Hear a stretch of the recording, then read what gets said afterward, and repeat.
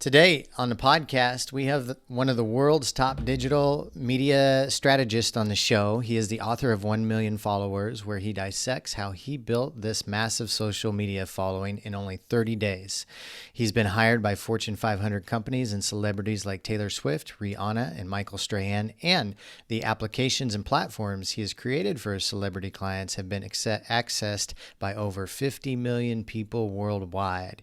He's partnered with MTV, served as vice president of digital for Paramount Pictures, and helped scale one of the largest social optimization firms in the world. His name is Brendan Kane, and today we're going to talk with him about how you too can build a massive following and how we can stand out online in today's digital world. Brendan, welcome to the show. How are you? I'm doing well. It's a pleasure to connect with you, Chris, and everybody that's tuning in. Likewise, my friend. I'm glad to have you on the show. And I am excited because I bought this book not too long ago, 1 Million Followers. And I love people that can, quote unquote, figure out ways to do things better or figure out ways to just become professionals or masters in their trade. And it seems like you've done that with this book and with your social media strategies. I was checking out your Instagram as well, and you're giving really great advice on how other people can do that as well. And I heard this stat from I think maybe the book or some of maybe your website, but it says the average person is exposed to over 4 to 10,000 ads per day on average, which is mind blowing. And then over 60 billion messages are sent on digital platforms daily. Is this true? Yeah, I think it's actually more than that at this point because I remember reading an article a few months back where it said WhatsApp alone, 100 billion messages a day are sent onto that platform. So we're talking hundreds of billions of messages sent out in the world across all of these different platforms. So it's a very different and noisy world for anybody that's trying to market anything. Yeah. And so how do we succeed? Like there's just it just seems mind blowing, and I know so many people that struggle with social media, and people that invest a lot of money in it, and they're challenged with it. And we can talk about like dissecting some of the steps in your book, but top of mind, like what's going on right now, Brendan? Like, what do you recommend people do?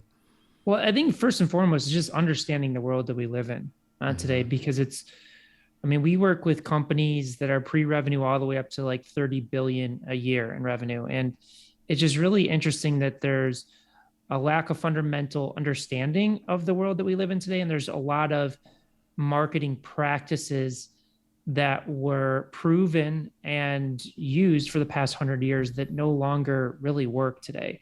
Yeah. So kind of the way that I like to paint the picture is if we go back 20 years to like 2001, pre-social media, maybe there's a million content creators on the planet that are reaching the masses, because reaching the masses was heavily regulated in the fact that you had to go through a television station, a newspaper, a magazine. It Mm-hmm. wasn't available to everyone. Either you had to have a really amazing story and connections to these editors and publishers, or you had to pay high premiums to get your message into these platforms or distribution outlets. We fast forward to today, just in 20 years, we go from a million or so content creators reaching the masses to 3.96 billion Wow. content creators on the planet. Wow. Because each one of those are people on social media. And as we know, each one has the ability with a click of a button to publish something. Does that mean that every single piece of content goes viral? Does it mean every single one of those 3.96 billion people is creating content on a daily basis or creating content in general? No, but it shows you the difficulty or the transition from going to this place where there's just a handful of people to just billions of people. And as we started out the conversation, hundreds of billions of messages are sent out into the world every day. So first, as a marketer or just even a content creator, really understand that that's the landscape that we're living in. Mm-hmm. Now, does that mean it's impossible? No, it doesn't. It's a great opportunity because now we have these tools at our fingertips. We don't have to go through the television stations, the radio stations, or have personal connections in order to get our message out there. So that's a plus.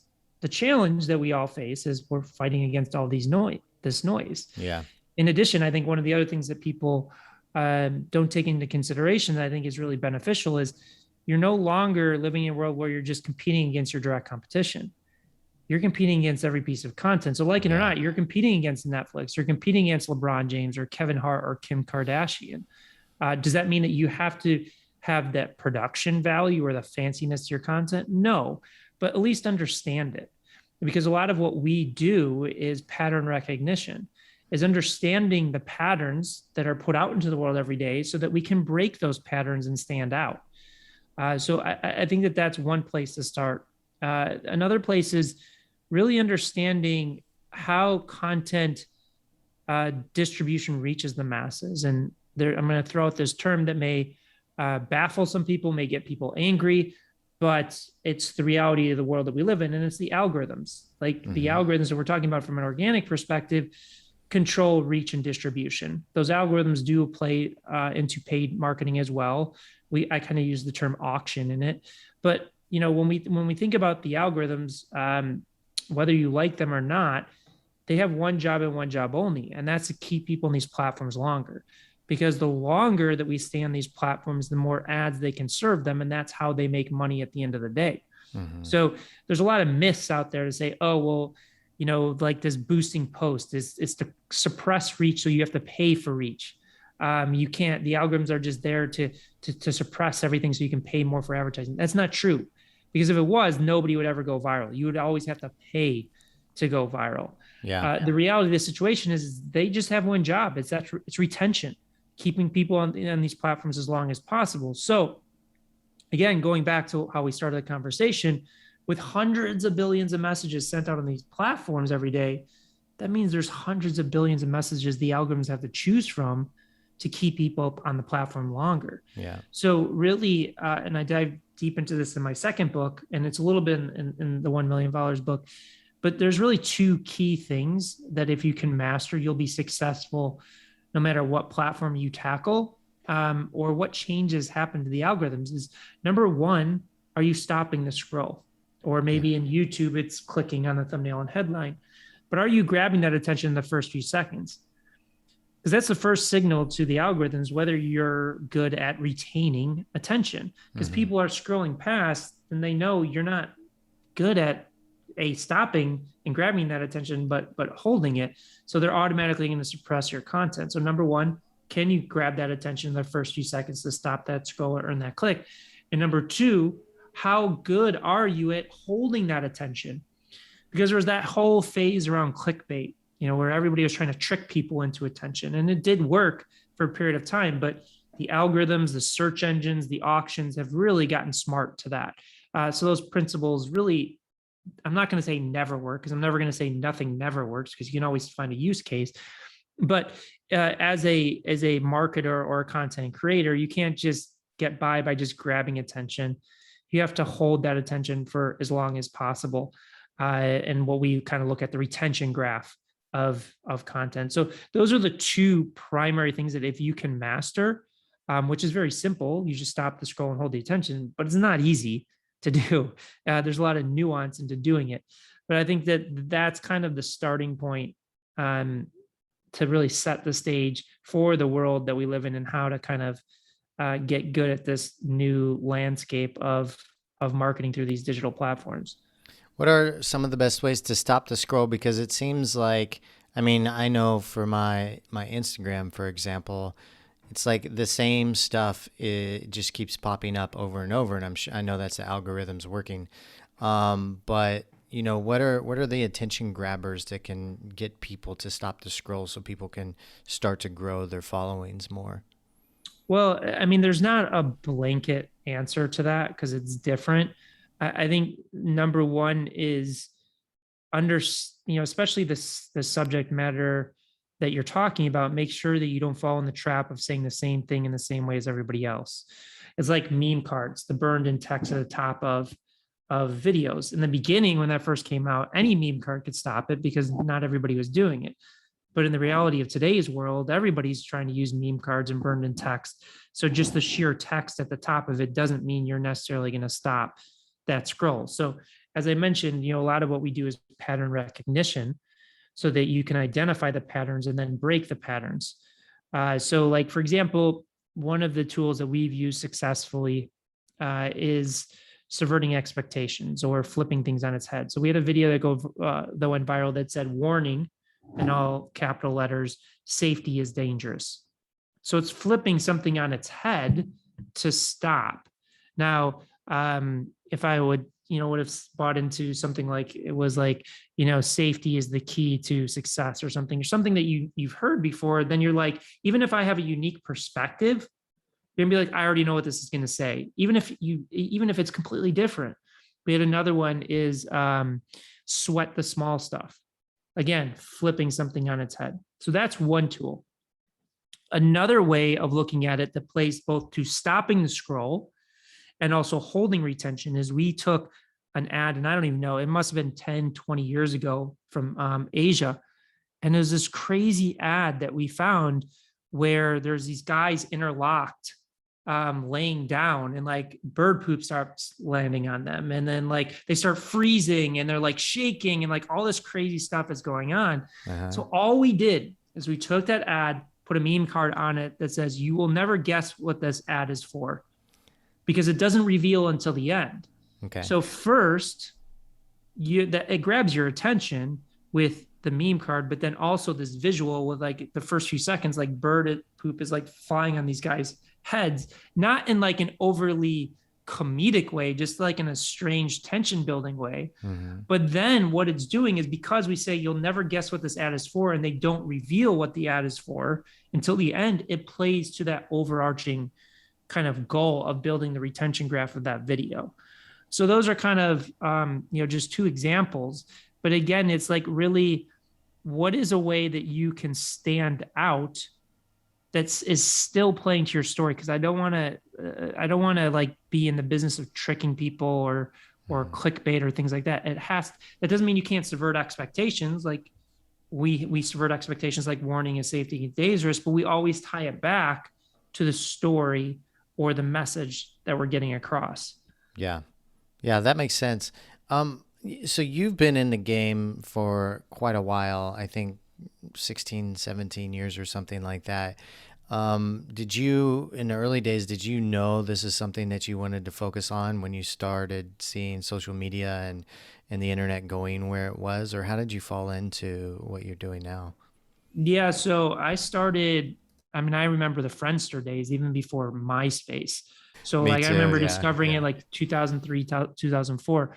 And in the beginning, no, like I wanted to be a film producer, and I moved to LA in about 2005. And like everybody else, I started at the bottom making coffee and copies and deliveries.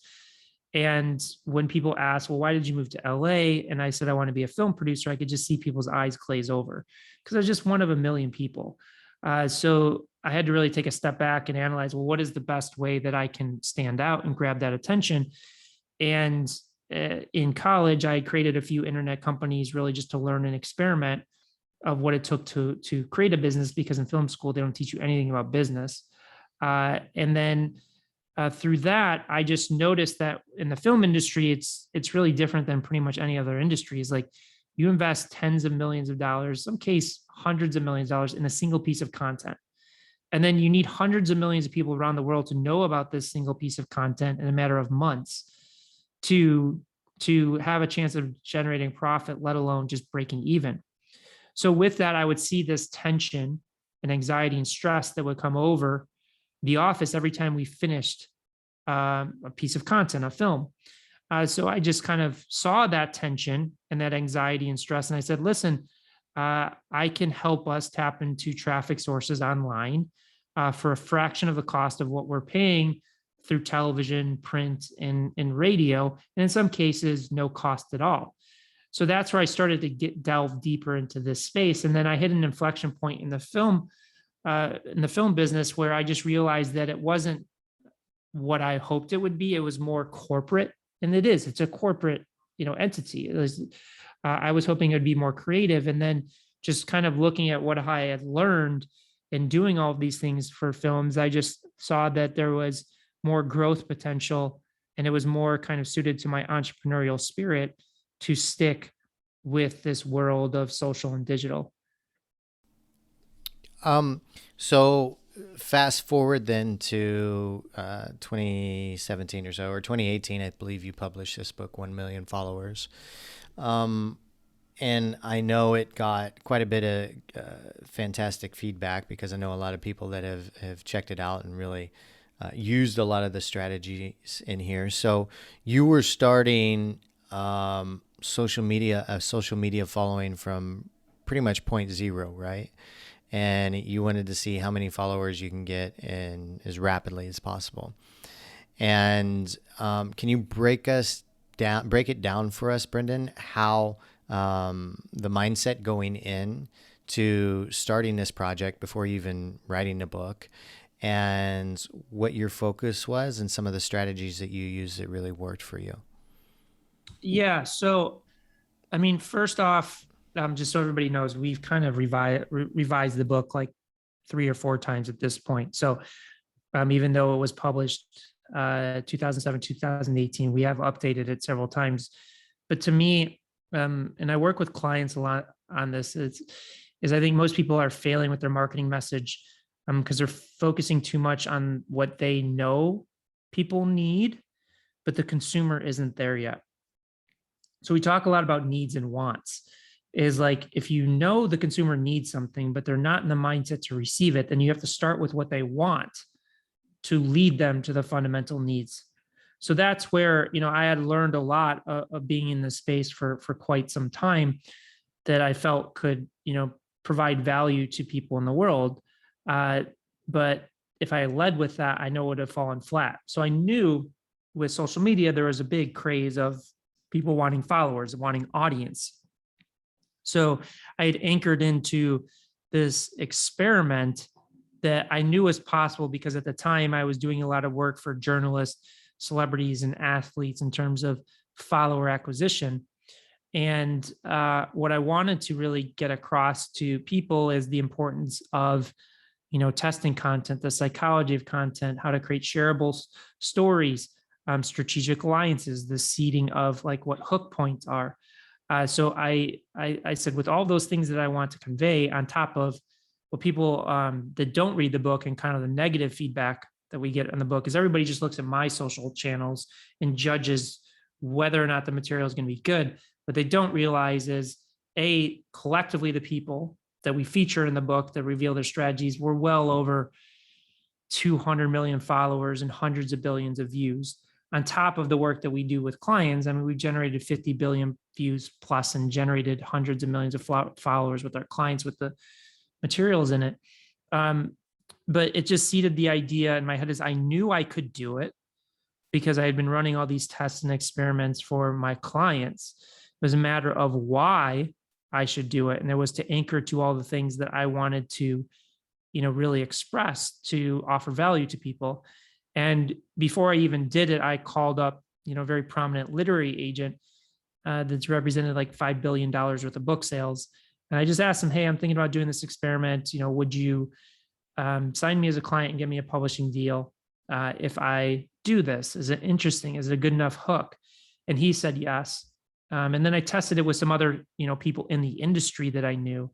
And it's like, is this, would this be something that you would read or you would buy? And when the indications were positive, that's when I did the experiment, and then B, turned that into a book.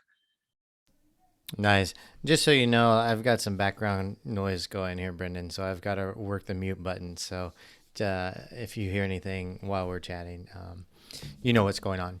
Okay, so take us to the start of doing this, because I think a lot of people really want to do something like this. Like I think a lot of entrepreneurs or creators out there, or influencers or aspiring influencers, would love to take 30 days and just work their butts off and create some really awesome content to even get 10,000 followers or 100,000 followers or something like that. I think that could make a significant shift in their business and their following. Going into the mindset of preparing to do this, is there any recommendations you could give people that would want to try something like this? Yes. Number one, why? Okay. Why do you want to do it? Because this is not, this is not something that you're going to do in 30 days, be done with it, and all of a sudden everything's going to fall into place. I mean, Right. even with our social channels, which we neglect a lot because we're focusing so heavily on client work, there is a tremendous amount of work that goes into supporting it. Yeah. So a lot of the things that I focus on is how is this sustainably moving forward your business goals and objectives? Because there is a big issue with creator burnout and fatigue because Mm-hmm. it's a lot of work to create content and it's a lot of work to create content on a regular basis. And again, what I did was purely an experiment. I wasn't trying to become a celebrity or an influencer. And that's also why we neglect my social channels often. We don't produce a lot of content because it's not our core goal and objective with the business. We focus on profitability and revenue first and then reinvest it into other types of ancillary content. So number one is like, okay, well, no matter what your goal is, 10,000, 50,000, 100,000, a million, 10 million, what is the strategy to allow that to fuel sustainability into that plan? Because you're not just going to create cool content today and be completely done with it. It doesn't work that way. Number two is what is your content strategy and plan once you have the followers? And this is where oftentimes when we work with clients that approach me after reading the book, they're like, well, I just want 1 million followers in 30 days. Or I want 100,000 followers or 1 million followers. Well, first question is, well, why do you want that? Do you need to make money today? If that's the case, then we need to create some other lead generation or other, direct conversion type campaigns to get that revenue flowing so that, again, we can make it sustainable so you don't get that burnout and fatigue. Number two, what is the content strategy? Because as we mentioned, the world that we live in with the algorithms, there's so much competition. So even if you have 10,000, 100,000, a million, a 10 million followers, it doesn't mean you're going to reach all of them. And this is where there's a lot of misinformation about looking at follower numbers and be like, oh, that person purchased on fake followers or unengaged followers. I'm not going to say that never happens, but a majority of the root cause of that is your content is not A, stopping the scroll, and B, holding the attention. Because I could point to accounts that have done all paid acquisition and gaining their followers that have high engagement rates and people that are purely organic that have gained massive followers that have low engagement rates. So there's examples on both sides. So to me, and I really love the fact that you started off with the mindset question, because I think most people really overlook that. Is those are the two places that I fundamentally like to start. And especially a lot of the work that we're doing today is really focusing on a viral content engineering process that we've developed to really dial in to understand what it means to create content in this new world that we live in. Because again, all the followers in the world aren't going to mean anything if you don't have the right content that can be dialed in to reach those people that you acquire and even beyond that. Yeah, that makes sense. Okay, so you've got your why, you've got your purpose, knowing that if somebody's going to do this, that they're going to. This is something. This is a long-term vision. So some people come to me from time to time and ask if they should podcast, and I say, can you see yourself podcasting in 5 years? And if they can't answer that question, then I tell them they probably shouldn't be podcasting. I would imagine same thing with building a following. If you can't see yourself working that following 5 years down the road, is there a point in doing it now? And maybe that helps them tap into their why. So you're getting ready to start this, and you did this in 2017. Is that right? Yeah, I think the initial experiment was that, and then we did it like 10 other times Okay. across multiple years. So I first started on Facebook. I did the million followers in 30 days on Facebook, and then I devised an entire lead news system to hit 1 million followers on Instagram. Okay. Okay. Nice.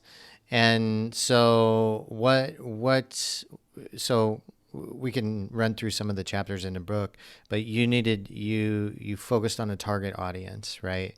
And so I would guess a lot of creators out there probably have a target audience and entrepreneurs as well.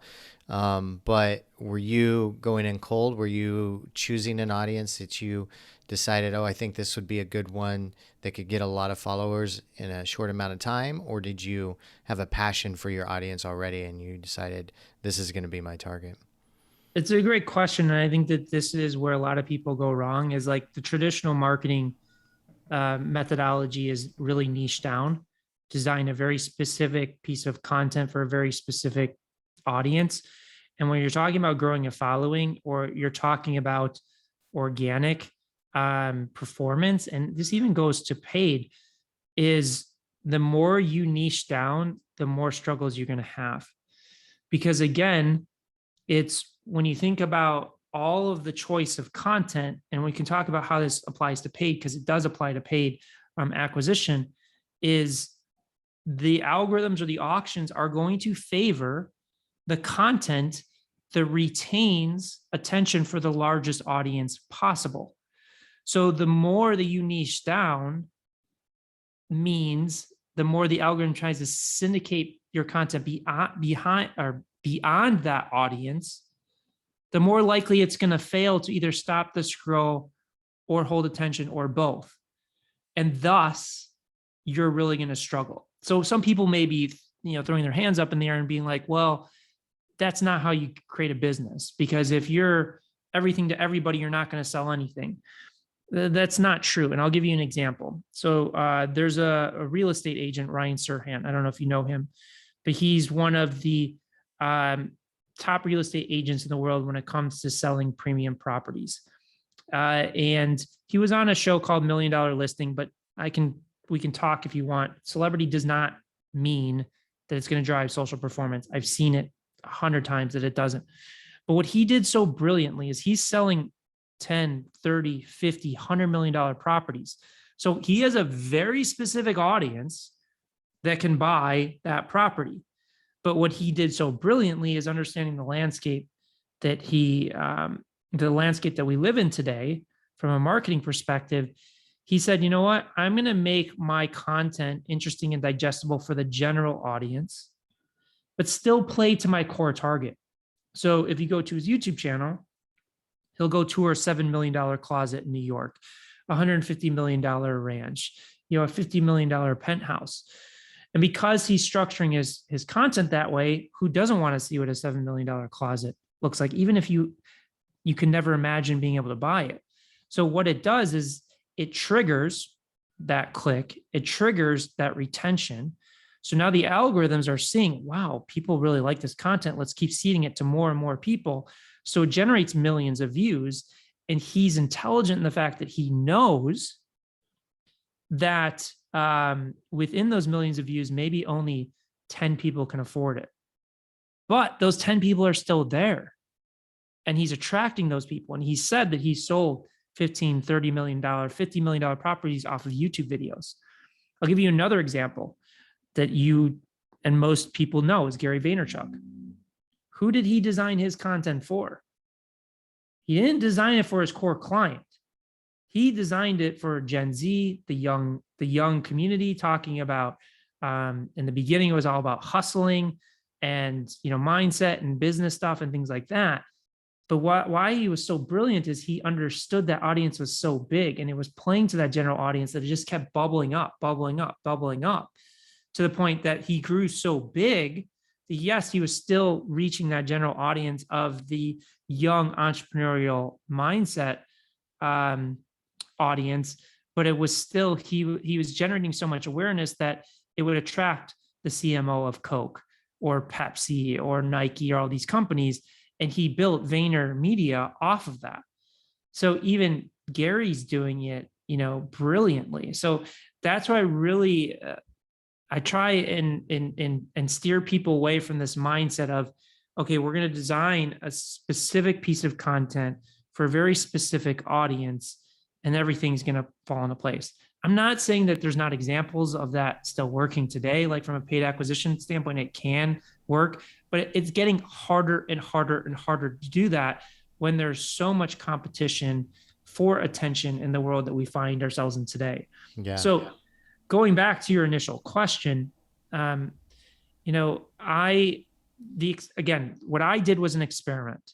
Okay, so I just want to set that foundation. It was purely an experiment. So for me, the first experiment with Facebook, and I can get into Instagram, but I was testing everything.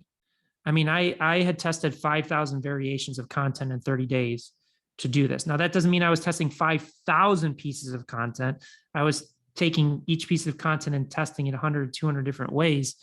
But I was testing travel based content, inspirational content, podcast content, comedic based content, political based content, pet based content, just kind of everything across the board because I wanted to kind of make sure that this could work for anything. But B, I wanted to see what was really resonating, what was really connecting to drive that performance. Um, I I love hearing how you did it, but like questions that come up for me, Brendan, is like I get Gary Vaynerchuk and I get you know how these companies have made catered their messages to the masses, but you know what comes up for me is like what if somebody has a seven-figure business selling sweaters to grandmas or like knitting for like a very specific niche. What do you do then? I mean, is there still options for such a small niche like that? I think you can still make that interesting for the general audience. Okay. Like knitting sweaters, for example, I think that there's a lot of different things that you can do to like knit cool and interesting designs to Mm-hmm. open it up from a performance standpoint. Or you just get really good at paid acquisition. Yeah. And you tap into other audiences, like if it's grandmothers, what type of blogs or Facebook groups or maybe other content creators are reaching that audience. But again, the more that you're niching down and designing content for a very specific audience with not looking at how to make it general, then you're ultimately gonna to struggle and fail. And you can do it. It's definitely doable.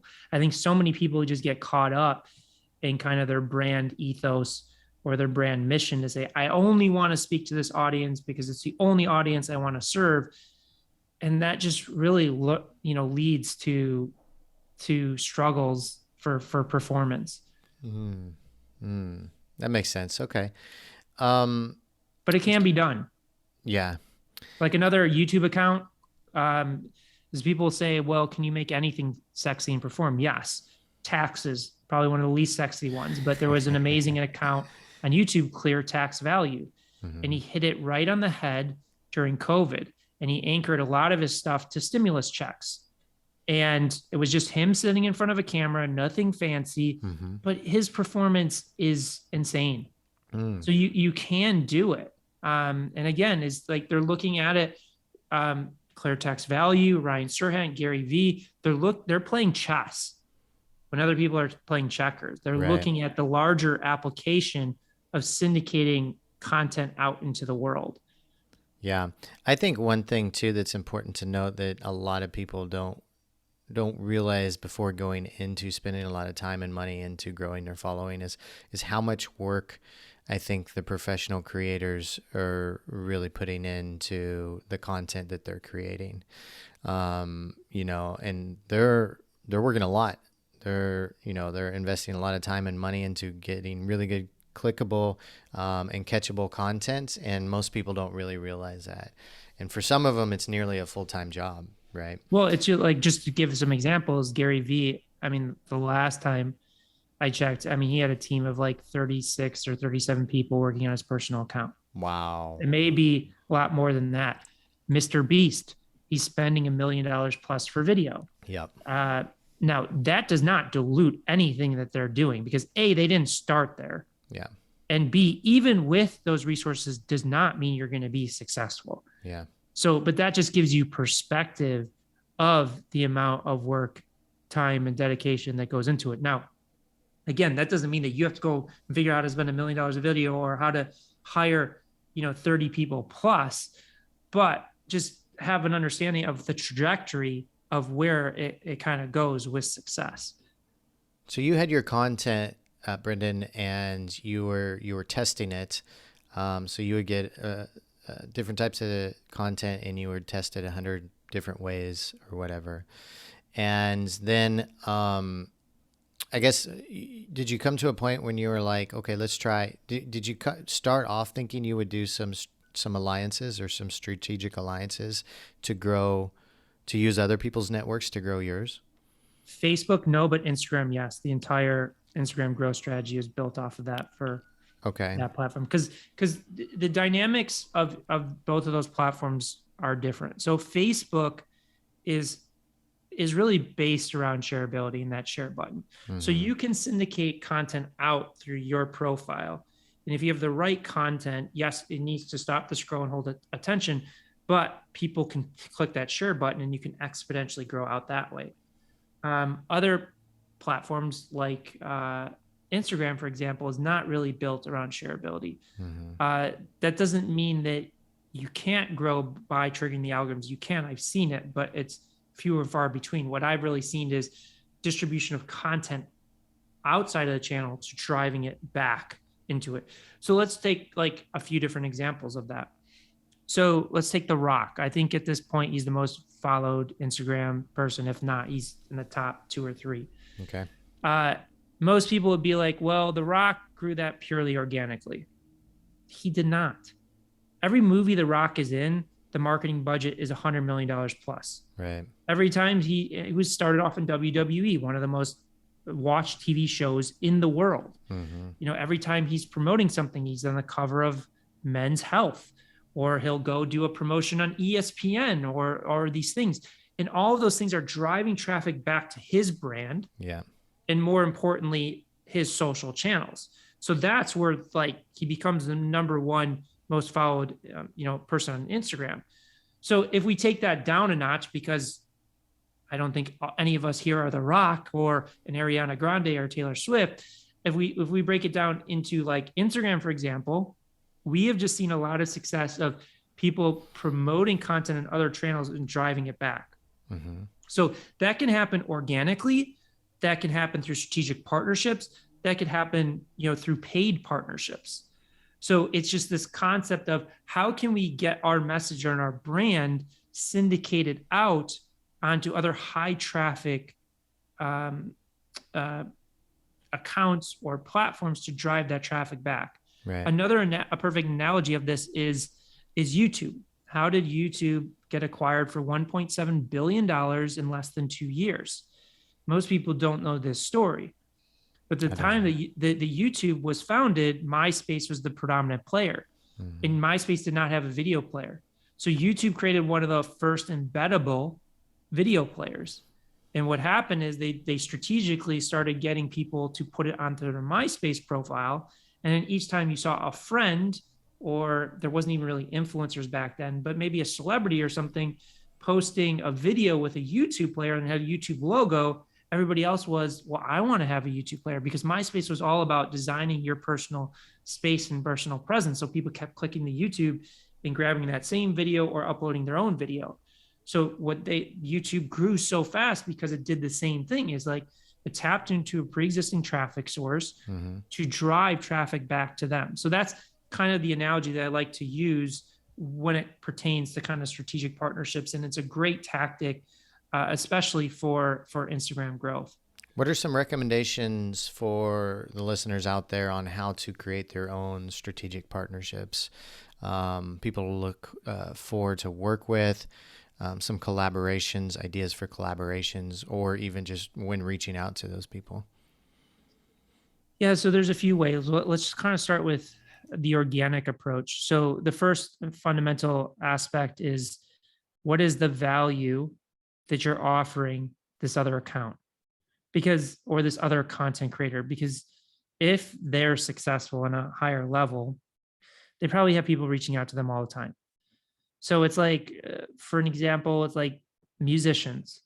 Is if you want to partner with an influencer, maybe you write or compose a song for one of their videos. Or maybe you're a script writer, a comedic person, you offer to write a script for a content creator, or you're a director or something like that. Could be one way of doing it. It's just really looking at how does the participation of that other person benefit them, not benefit you. Because the minute that they see it's about benefiting you, they're most likely going to tune you out. Right. That's kind of one way of approaching it. The other way is just through paid advertising too. Is like you can test it. There's meme accounts. There are accounts that are not individuals or not brands, but they're centered around specific topics. Like the good quote is all about positive inspirational quotes, or you'll have it around fitness or comedy or food. You can pay those accounts to feature your content to drive traffic back to you. However, that does not necessarily mean it's going to equate to a lot of followers for you, because that content has to be dialed in. It has to motivate and inspire people. So you could literally organically or through paid get a video posted on a 20 million plus account. And if that 20 plus million follower account, and if that content doesn't really A, stop the scroll, hold that attention, and then B, motivate people to be like, I have to follow this person. This person's amazing. Yeah. You could lead to like 250 or less followers. Yeah. Now, if it's really dialed in, that single post could lead to 25, 50,000 followers. So again, it's that content distribution. And give you another analogy to just nail down the point is, I don't know how many people are tennis fans, but something interesting happened in the US Tennis Open, which is one of the biggest tennis tournaments in the world, is an 18-year-old girl started in the qualifier and went all the way through and won the US Open. Okay. And from winning that US Open, she went from less than, I think, like 100,000 followers to over 2 million followers in a span of a few weeks. But it wasn't just that she won. It was her personality. It's what she represented. People really connected with her. You could say that a lot about a bunch of other champions, people that are not as charismatic or people don't connect with them, wouldn't have yielded the same results. Yeah. Yeah. That makes sense. Okay. So like we have, and I know you've done this multiple times, you grew Facebook, you did this project to grow your Facebook following. Then you did Instagram. Did you do LinkedIn also? And any other platforms? Not for my personal channel. Our team has tackled every channel, not through my personal accounts, but as I mentioned, collectively, all the projects we've worked on, we've generated hundreds of millions of followers and billions of views. It's got to be over like 50, 60 billion views at this point. So we have a pretty diverse understanding of how each of the platforms work. What is your favorite platform and why? It's a great question. I love YouTube. Yeah. I mean, that's kind of the platform that I dive in because I learn a lot from YouTube. It's the consumption platform that I use a lot. I love Instagram too.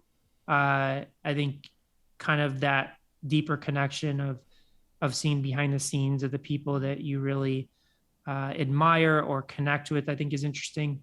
But I would say I resonate more with YouTube from just that longer form consumption. I love LinkedIn from the B2B business applications. I mean, I've kind of cut my teeth on B2B relationships, and you can close major deals off of it. But yeah, I think that those are kind of my favorite ones. I've got to ask about two platforms. One's really hot, and one to me seems like it's kind of dying off. Snapchat, which I haven't used in years, and I don't really know anybody that does. And then now TikTok, who's a major player. And what are your thoughts on both those platforms and where they're going? Well, Snapchat made two major mistakes that caused their downfall. And I think it's going to be very difficult to recover from. Number one is they did not listen to the creators and the influencers themselves. And, they with certain things like discoverability, it was nearly impossible to discover and find new people, new influencers to follow. That was just one example of areas they didn't listen to the creator themselves. Vine was another thing as well, as they didn't listen to the creators and really get them to feel like they were partners in it. And then the minute like an Instagram introduces stories or Reels or those things, it was very easy for that loyalty to die off. Yeah. Um, so that was one fatal flaw. The second fatal flaw is there was too much ego around going after tier one countries, like primarily the US and the UK, when the smarter platforms, the Facebooks, the YouTubes, the TikToks of the world understood that it's a global picture. Yeah. The US is such a small fraction of the world population. And that's where, like, I have a whole chapter in the book focused on going global, because there's a massive audience out there. It's like why India is like the number one market that everybody's investing billions and billions of dollars in, because they see that as the next frontier, as well as Africa. There's still about a third of the world's population that's not connected to the internet. Yeah. So there's massive growth opportunity there. TikTok, I think one thing people overlook is TikTok did not happen overnight. Like, this has been building for 6 or 7 years. Okay. It started off as Musically in the beginning. And I think what they did so brilliantly that a lot of people caught on is their algorithms are so content creator friendly, that their algorithms are really about syndicating your content out to new people, where the other platforms, YouTube does, but it's really hard barrier of entry because of the length of content you have to produce to really work that. But people could go viral overnight much easier. They could build audiences much easier with TikTok. On top of the fact, I think, and they followed Instagram's footsteps, what they did so brilliantly is they made it super easy to engage and create content on the platform. And I think that also propelled it. What the future and longevity of that platform is going to be is still to be seen. The one thing that I really admire about, especially Facebook, which is now Meta, and people kind of give them flack all the time, but they are constantly evolving. They are never happy with where they're at. They are always testing things. They're always open to acquiring something, trying something completely new. And you see this with the meta universe. They're thinking 5, 10, 15 years ahead of everybody else. And it's going to be interesting to see how TikTok evolves. How are they going to treat creators? Because they still have a monetization issue for creators that will still be kind of seen of how that folds out. And how are they going to fight off Facebook and Instagram as they try to do the same thing that they did to Snapchat and reproducing features and skill sets? YouTube has shorts now. So people are gunning for TikTok. And it's going to be really critical for TikTok to look at what is the evolution of our platform, because TikTok, the way it is today, will not sustain over the long term. It will get old. It will die out. But that does not mean that they can't innovate. Yeah. In addition, is how effective is their advertising platform? Because it has to be ad supported, and it has to be a positive experience for advertisers as well to continue that trajectory.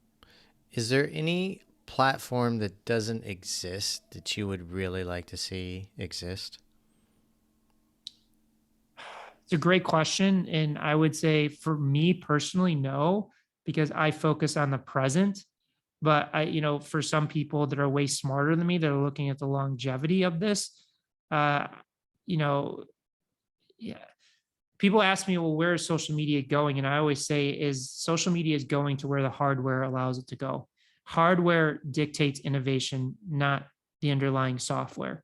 So everybody thinks that Facebook, Instagram, TikTok, and YouTube are going to define the future of social media, but it's not.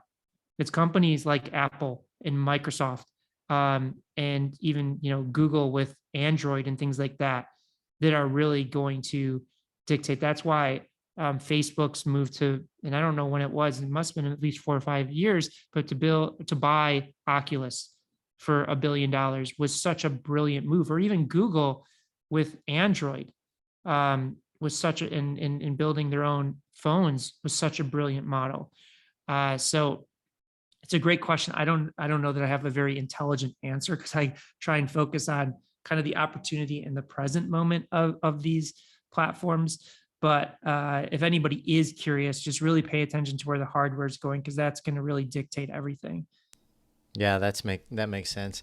So I know you have a new book called Hook Point, and discussing a 5-step framework of grabbing people's attention. Do you want to tell us a bit about what you're talking about in framework, and what we can learn from it, or in Hook Point, and what we can learn from it? Yeah, so it plays off of a lot of what we talked about today. Is 1 million followers. When I wrote that, was really focused on follower acquisition in addition to content strategy and other things. But as, again, the social landscape continues to evolve, there's more people on it, the more competition. I just saw a glaring gap in people's ability to really understand. And I think one of the biggest problems is, how do you stop the scroll? I think that that's one of the key challenges that people face, in addition to retaining audience. So that's where Hook Point really stepped into play. Is how can we help teach people to be more effective content creators, starting with how do you actually grab that attention, and secondarily, how do you hold that attention? So Hook Point is all around those core principles, and it works for social media, obviously, but it also works for offline conversations, B2B client acquisition, in all aspects of that. So that's where Hook Point really breaks down those core principles and how to apply them to your overall marketing strategy. And one quick question before we wrap up, Brendan. I've got to ask for the podcasters out there. What are some ways that we can grab attention? Because I think there's, I don't know how many millions of podcasts now. And it seems like it's a very saturated world, and people are starting podcasts and then within a few months abandoning them. But those are still out there and competing with the other podcasts. So what's your thought on podcasting platforms and ways people can grow those and grab attention and grow their audience? Yeah, we've done a lot of research in this, and we've helped launch some podcasts. And I would say one of the reoccurring themes that we've seen with the most successful podcasts is they're creating some form of experience. It's not a question and answer type thing. It feels like a true experience that you're a part of. I think like comedy podcasts do an amazing job of this. Joe Rogan's done an amazing job of this.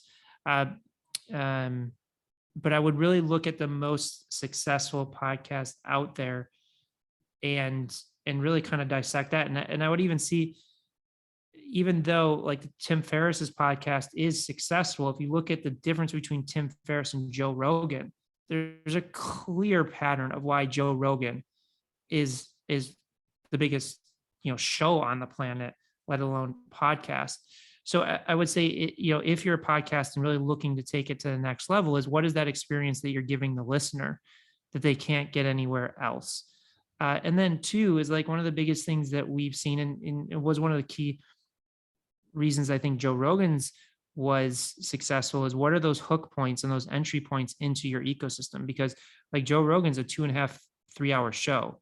He didn't grow by getting people to start listening 2.5, 3 hours. What he did so brilliantly is the clip channel. Now, obviously, since he's moved to Spotify, that's kind of staved off. But if you go back and look at his clip channels, they did amazing hook points of these short form clips that then said, well, I want to go listen to the rest of this interview. So he kind of leveraged each interview and found 4 or 5 hook points for each one to figure out what are different entry points to get people excited about this interview, to dive deeper into the experience that he's creating for people. That makes sense. I appreciate that. Okay, man, we're going to wrap up there. Brendan, I want to thank you so much for coming on the show and sharing all your wisdom with us. And if the listeners want to learn more about what you have going on and where they can get your new book at, where's the best place they can find you? Yeah, if they want to dig in deeper to our methodology, they can go to hookpoint.com. We've got a free video there. They can download our deck and schedule a call with us. If they want our books, they can get our books anywhere books are sold. We have add-ons and things like that if you go to book.hookpoint.com or book.1millionfollowers.com. Okay, perfect. Brendan, again, I appreciate all your time and sharing your experience with us. It's been a blast, man. I really appreciate it. Thank you. Yeah, thanks for having me. It's a true pleasure connecting with you and everybody that tuned into this. Yeah, likewise. Listeners, we're going to wrap up there. Thank you guys for tuning in once again, and we'll see you on the next episode. Goodbye, everybody.